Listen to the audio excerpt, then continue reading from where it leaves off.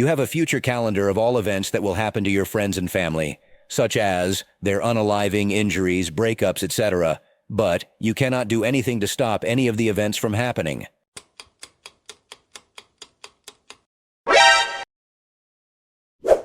Pokemon becomes real and you get your own Pokemon of choice, but you will always lose Pokemon battles.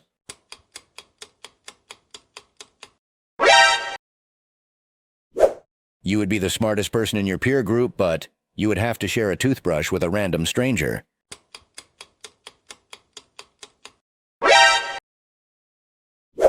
You can read anything, any language, even music, but you can't write anything by any means.